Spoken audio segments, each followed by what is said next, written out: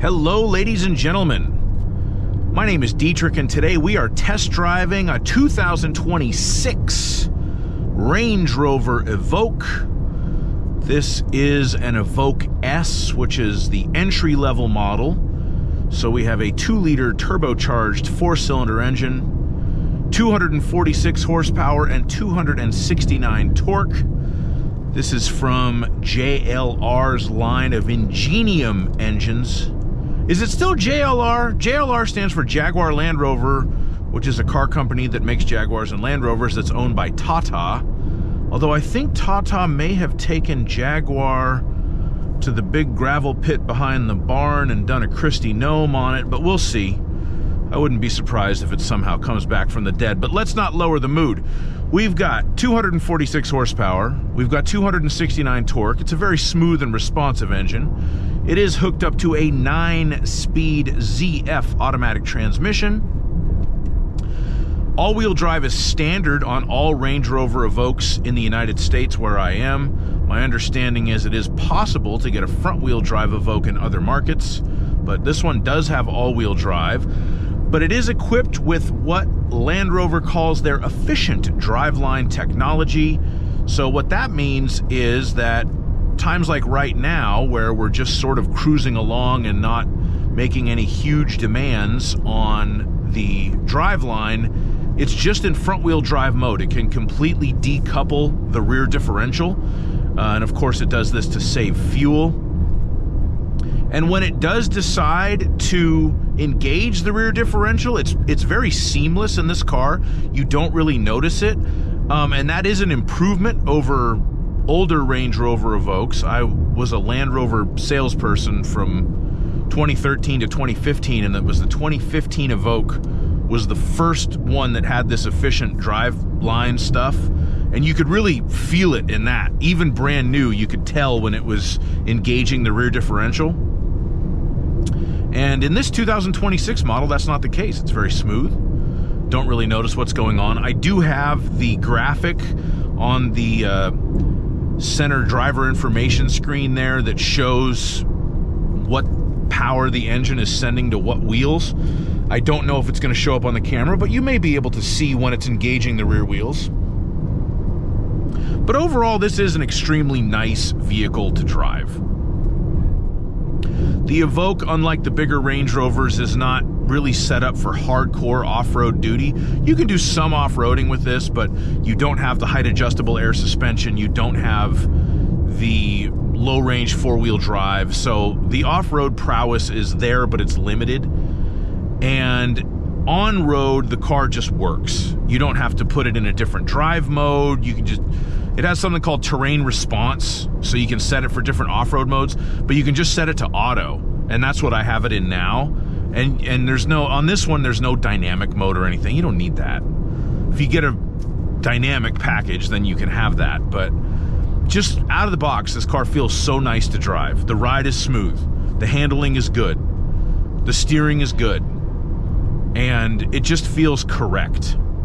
And I've always had an affinity for these cars. And like I said, I used to sell them. So there probably is some bias on my part. But I've spent a lot of time in a lot of different kinds of cars. And I think that if you're going to spend big money for any kind of car, you should go to a specialist. I mean, if you're going to spend big money for anything, you go to a specialist, right? And what I used to tell my customers, they go, oh, okay, we're looking at this, and we're looking at the BMW, and we're looking at the Mercedes, and we're looking at the Porsche. Okay, fine. What does Porsche build? They build sports cars.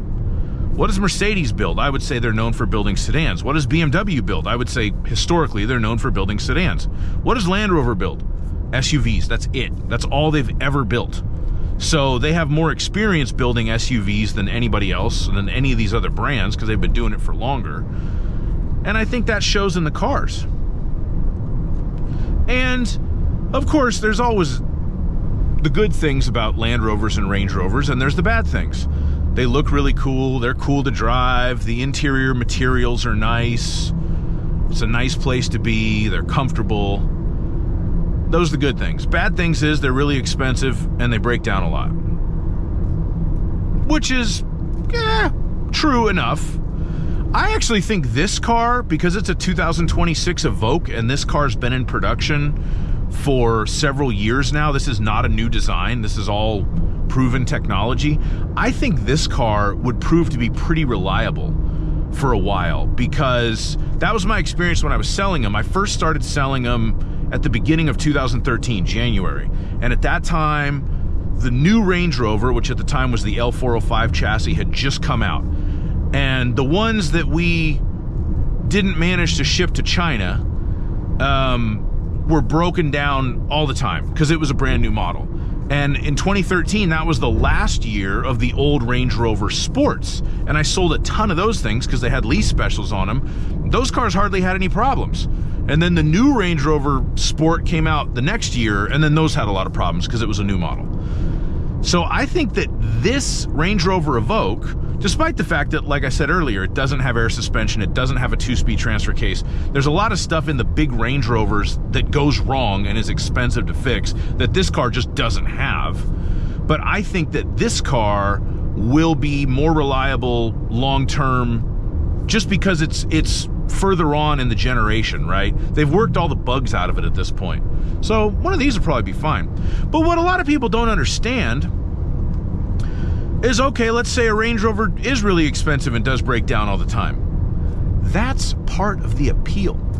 If you're, we used to call people who could really afford Range Rovers heavy rollers. If you're a heavy roller, a real heavy roller, you know what you do? You buy a new one every year. And that's how you get along around the reliability problem. When you bring it in for the first oil change, you just trade it in and buy a new one. And we literally had customers that would do that every year because they could afford it.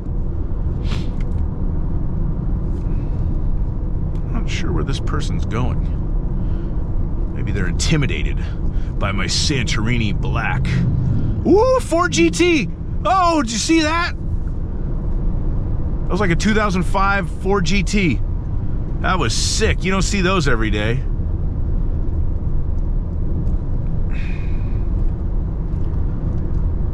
That's why I love living in Southern California. One of the many reasons. If you're a car person, this is like the place. But anyway, back to the Evoque. This car's great. To me, it's... They compare this to now the, like, BMW X1, Mercedes GLA, Volvo XC40, because it is kind of small. In my mind, I still compare it to an X3, a GLC, that kind of thing. And it's smaller than those cars. The usable space as far as cargo and passenger room is not as big as those cars. Price-wise, it's more competitive with those cars. But to me, the initial appeal out of any of those other cars I just mentioned is so much higher in a Range Rover Evoque. I just like it more. From the first second I got in this car and pulled out of the parking lot and made a right turn, I was just like, oh, I love it. There's just something about it. I don't know what it is. I can't really put my finger on it, but it is smooth. And it just, you know, the way it drives, is it the sportiest small SUV? No. That'd probably be either an X3 or a Macan. I don't even think they make Macans anymore. Macan, boff. Is it the smoothest small SUV? Maybe. It's up there. I don't know, I drove a Volvo XC60 with air suspension that was smoother, but it was also more expensive than this. Interestingly, this has a lot of good standard equipment. Genuine leather seats are standard. Adaptive cruise control is standard. BMW could take something from that. The little projector things when you open the door outside at night that shows a picture of a Range Rover on the ground, that's standard. They don't charge extra for that. Everybody charges extra for that, not Land Rover, interestingly enough. So there is a lot of good standard equipment in this car. It's got a very good 400 watt Meridian audio system. Navigation is standard. Wireless Apple CarPlay is standard. The digital gauge cluster's standard. Big panoramic moonroof is standard. So the base price on this is higher than whatever you want to compare it to, but so is the level. Like, if you start adding all those options into the other cars, they're going to be the same price or more by the time you get done with it. So I think, honestly, I think this is a good value. For the way it looks, the way it drives, the standard equipment you get, and I do believe, honestly, that because a 2026 is so far along in the model generation, I think this will be a reliable car as long as you take care of it. You have to do the maintenance, but I think this will prove to be a reliable car. And that's pretty much all I have to say about my test drive on this lovely Range Rover Evoque. I will put a link to my full review video in the description. As always, please like my video and subscribe to my channel and leave me a comment. And have a very wonderful day. Bye-bye.